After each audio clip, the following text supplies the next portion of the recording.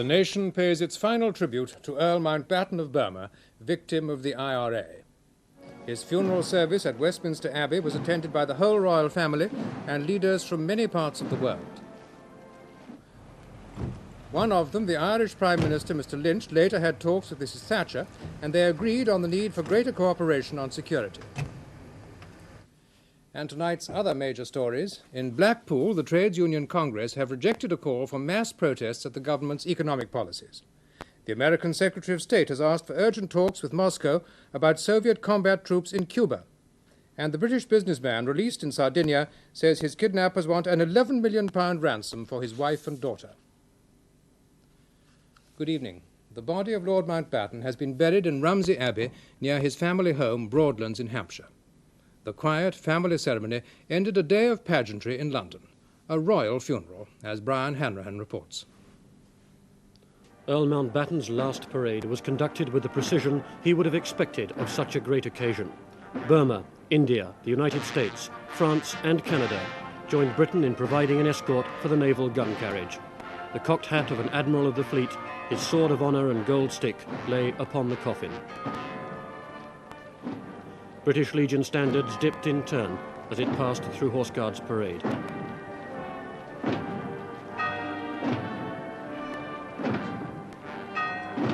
Lord Mountbatten's charger, Dolly, was led before it, his boots reversed in the stirrups.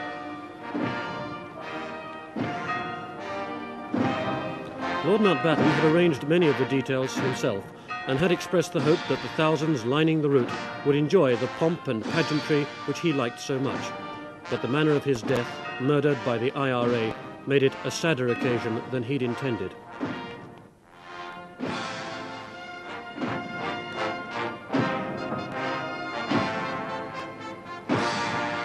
Many of the royal family drove to Westminster Abbey to wait for the procession's arrival. The Queen led the mourning.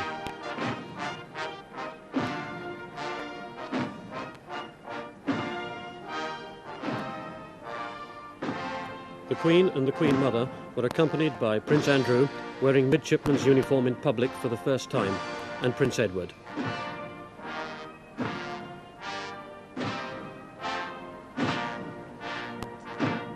The Royal Marines provided a guard of honour at the Abbey's west door and sounded a fanfare as the coffin arrived.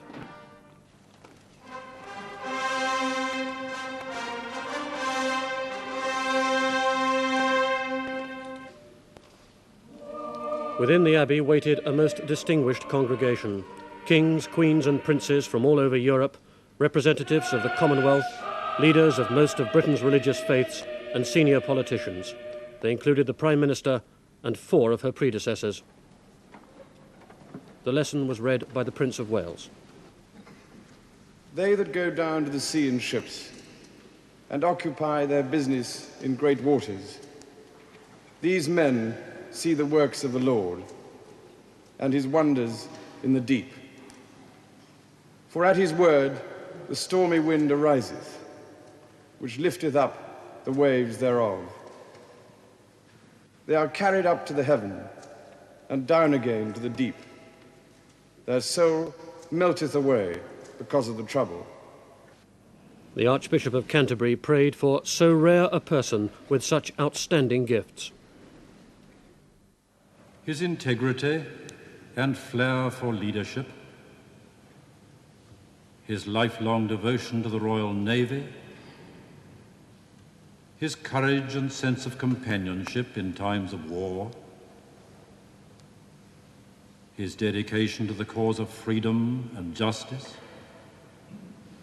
his service to the peoples of Southeast Asia and to India at a critical period in her history, for being so rare a person.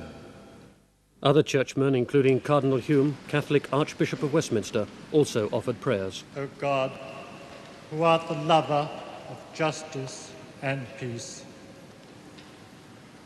give thy grace, we humbly beseech thee, to those who now guide the councils of the nations. And then the whole congregation joined the singing of the Sailors' Hymn.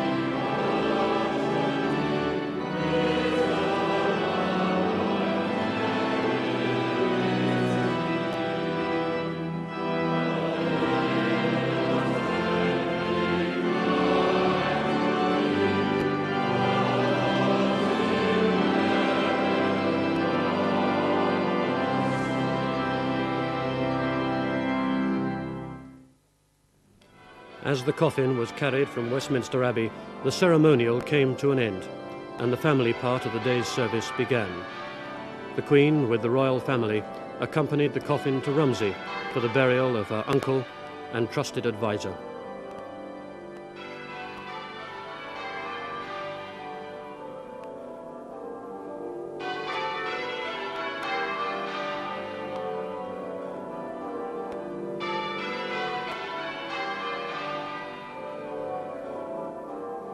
A lifeguard Land Rover with escort of armoured cars took the coffin to Waterloo for a special train to Rumsey.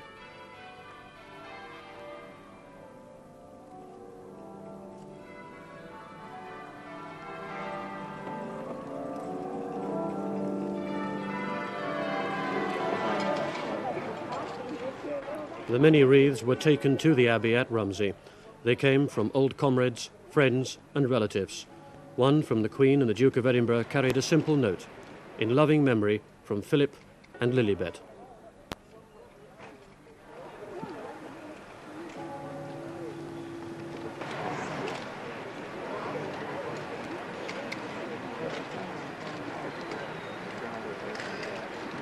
The burial service this afternoon was brief and private. Lord Mountbatten had chosen his own place of burial within the ancient abbey. It was in the transept which points towards the sea, and it was the Royal Marines who rendered the final honours.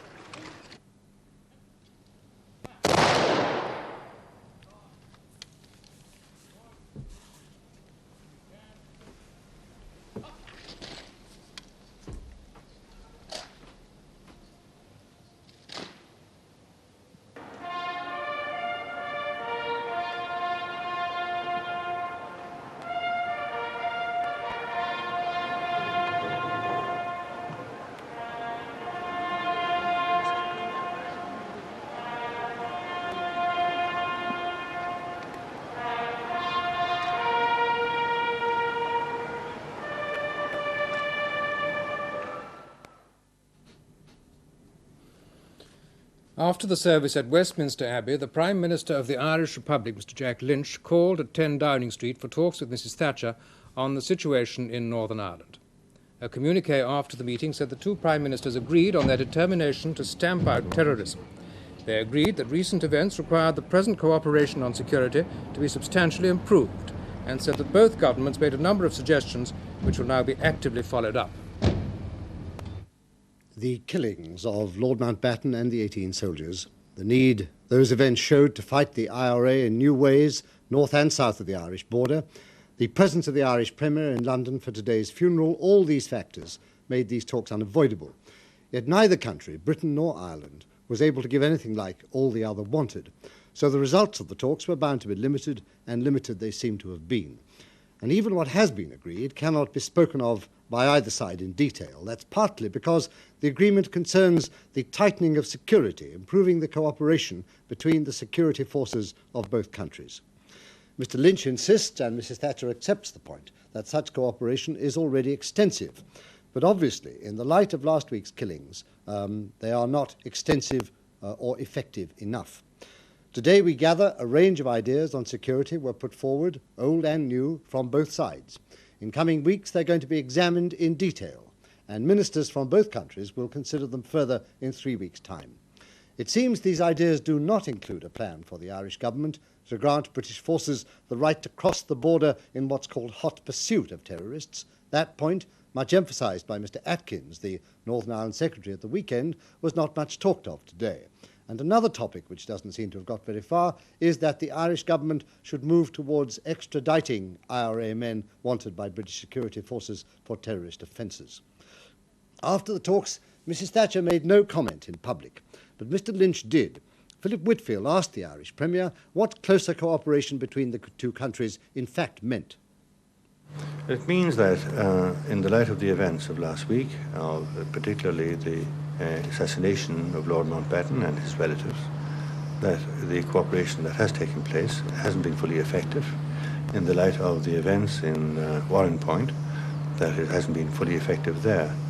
And what the communique says that obviously it requires, the situation now requires that substantial improvements take place. Will you allow British soldiers to come across the border in hot pursuit of terrorists? And hot pursuit is I don't think is on, because let me say that we have no indication at any stage, never had, that somebody was seen committing a terrorist act, someone, so to speak, caught in the act, and then...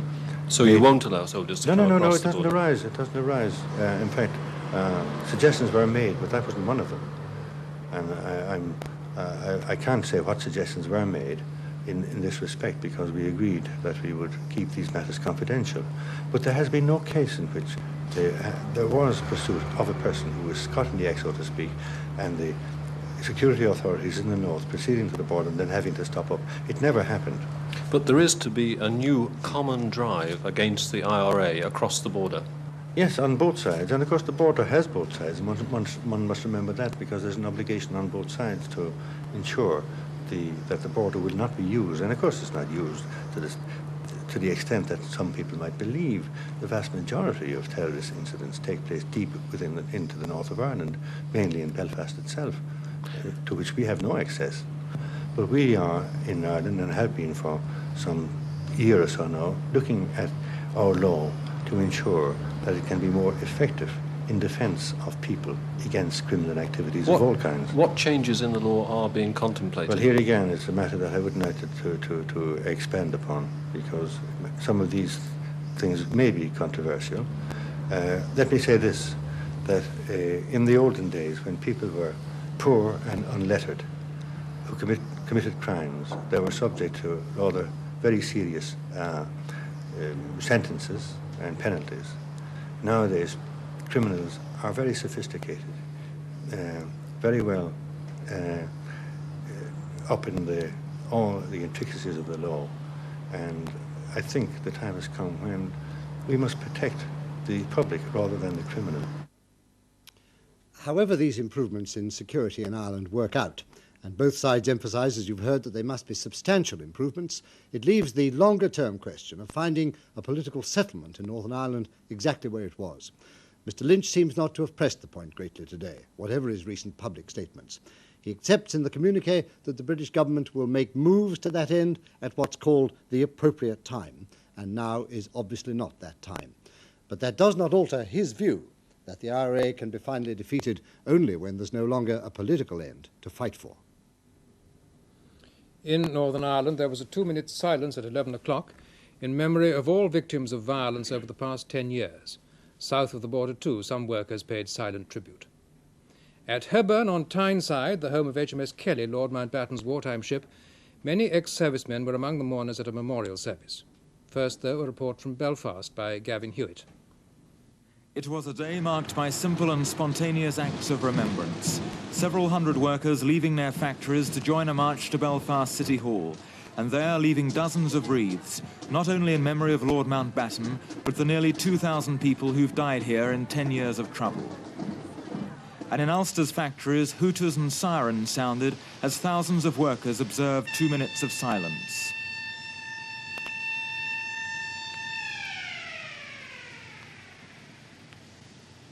Another indication of how recent events have touched people unfortunately accustomed to violence. At the Garden of Remembrance in Belfast, women from the Shankill bring their own tribute. Scenes repeated throughout many parts of Northern Ireland today. In Heaven, where Earl Mountbatten's Navy Command HMS Kelly was built, hundreds gathered for today's service. Among those attending were surviving crew of the Kelly, which went down near Crete in 1941. The Bishop of Durham addressed the packed parish church of St. Cuthbert's. When a great man dies, all sorts of people who never met him, even those who have heard only vaguely of his doings, feel a sense of loss. The service was relayed by a public address to hundreds of Tynesiders lining the streets outside the church. Led by members of the senior service and joined by civic and church figures from South Tyneside, the congregation filed to the Kelly Memorial grave in a nearby park where some of the men who lost their lives in the ship are buried. And in Blackpool, delegates at the Trades Union Congress stood in silence this morning as a mark of respect to the victims of violence in Ireland. Then delegates moved on to debate the government's industrial policies. A move to get union leaders to organise mass protests against the government's proposals failed by a narrow margin. Instead, delegates backed the General Council's plan for a propaganda campaign. A report from our Labour Relations correspondent, Martin Aidney. Well, the moments of silence at the TUC came immediately before the main debate on economics. Today's battle was over how much opposition there should be to government policies, and also how far the delegates trusted the General Council to decide the form of the campaign. The argument came over a motion put down by the General Council, itself a very rare event, calling for a campaign for economic and social advance. But that hadn't been enough for some unions, including the small furniture trades union, whose amendment called for unions to unite and resist by all means, including mass demonstration. Well, the debate became a left-right trial of strength, with members of the Communist Party both proposing and seconding the amendment, the two biggest unions, the transport workers and the engineers, backing it, and Mr. Murray appealing for unity, but making an apparent concession over demonstrations. The campaign to win public opinion must take a variety of forms. We must campaign with argument and with demonstrations, with the written word and the spoken word. Campaign in Whitehall and campaign in the town squares. Campaign with our brains and campaign with our feet.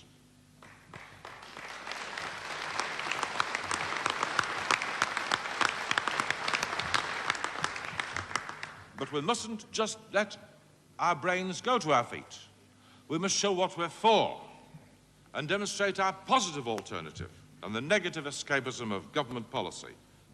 Well, Mr. Murray's words appeared to have little effect on Mr. Ben Rubner, who moved the resolution and spelt out why he believed in tougher action and why parliamentary opposition wouldn't be enough. As trade unionists, we just can't afford to leave this matter in the hands of our friends in Parliament, in the Parliamentary Labour Party. However well-intentioned they may be, they are so well outnumbered. And the axe cannot be stopped in the House of Commons. It can only be halted by the combined forces of the organised Labour that we represent and the Parliamentary Labour Party campaigning together, yes, in the streets and up and down the country, together on the policy that is set out in Resolution 45. Well, Mr. Murray won the day after a disappointing debate by just 61,000 votes out of 12 million. So what does it all mean? Afterwards, Mr. Murray saw it as a vote for the unity ticket, and certainly it leaves him and the General Council with control of the campaign. But at the same time, the narrow vote is a strong warning to union leaders and to the government of the high feeling about government policies. The man who's been leading the anti-strike movement at British Leyland's Longbridge plant at Birmingham has said he'll leave the company. Mr. Mike Savage said he'd rather resign than submit to union pressure. He's been summoned to appear before his local branch of the Transport Workers' Union to answer a complaint about calling unofficial meetings. But Mr. Savage says he'll go rather than toe the line. Abroad now, and the American Secretary of State, Mr. Cyrus Vance, has asked the Soviet ambassador to return to Washington to discuss the presence of Soviet combat troops in Cuba. Mr. Vance said the United States regarded the presence of what could be 3,000 troops in Cuba as a very serious matter, and he indicated that Russia might be called upon to remove them. Here's our Washington correspondent, Martin Bell. The Americans have tacitly accepted the right of the Soviets to have training and signals units in Cuba, but combat troops, including mechanized infantry, are quite another matter. And Mr. Vance indicated that he would be asking for their withdrawal. I will not be satisfied, he said, with the maintenance of the status quo. The Soviet combat unit in Cuba is a matter of serious concern. I will be pursuing this matter with the Soviets in the coming days. This is a serious matter and will be treated as such. This doesn't look like turning into a set 2 of the magnitude of the Cuban Missile Crisis, since the combat brigade has no strategic significance. However, the Americans do seem to be committed to demanding the withdrawal of these troops. If they don't get it, there's a range of options open to them, but the sort of retaliation they have in mind is likely to be commercial rather than military. The Sardinian kidnappers of Mr. Rolf Schild, the British businessman who disappeared a fortnight ago with 2 members of his family, let him go this morning to announce their ransom. They've asked for nearly £11 million for the return of his wife and 14-year-old daughter. Mr. Shield, who's now described by police as a frightened wreck of a man, was found sitting by the roadside just a few miles from Nuoro, where the family car was discovered burnt out 4 days after they disappeared from their holiday villa in Palau. Michael Cole reports from Sardinia. Rolf Schild left police headquarters clearly exhausted by his ordeal, but angry with newsmen here who suggested that he may have had some complicity in his family's kidnapping. As an English friend of his family put it to me, it's just an ordinary, routine Sardinian kidnapping. Routine, that is, apart from the extraordinary ransom demand, which is huge even by the inflationary standards of the bandits who regard kidnapping as a traditional industry in the hills of central Sardinia. Mr. Shields travelled blindfold on horseback and on foot through rough country before being released near a village where he was found by a police patrol. Mrs. Daphne Shield and their daughter Annabelle are still being held somewhere in these hills. And Mr. Shield's son told me he and his father were desperately worried about their fate. It was impossible for his father to raise such a ransom, but he indicated that his father was attempting to do just that. All approaches to Mr. Shield's villa on the exclusive Costa Smeralda are being manned by armed police. His wife and daughter may be in no immediate danger, because it's unusual for Italian kidnappers to harm their victims. But the mental strain of their captivity may be extended for weeks and possibly much longer. This is Michael Cole at Porto Raphael in Sardinia.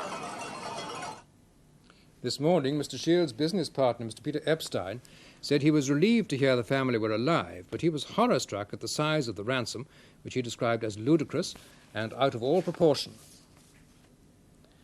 President Sadat of Egypt has had his second day of talks in Haifa with the Israeli Prime Minister, Mr. Begin. At a joint press conference this morning, they said they'd reached temporary agreement on some of the points of Israel's withdrawal from Sinai. Mr. Begin said one area of the Sinai would be handed back to Egypt sooner than expected. The two leaders also reached agreement on future Egyptian oil supplies to Israel. Disagreement is still apparent on Palestinian autonomy and the status of the Arab Quarter of Jerusalem. But Mr. Sadat ended by saying he'd invited Mr. Begin for more talks in Egypt. No date was given. Zimbabwe Rhodesia's military authorities say nationalist guerrillas have shot dead a British voluntary worker at a leper colony near Mtoko. He's been named as John Bradburn, aged 58. He worked at the colony for most of the 15 years he'd been in the country.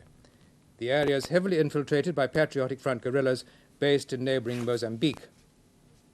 Hurricane David, which has taken at least 1,200 lives and left a trail of floods and destruction through the Caribbean and the southeastern United States, is at last weakening.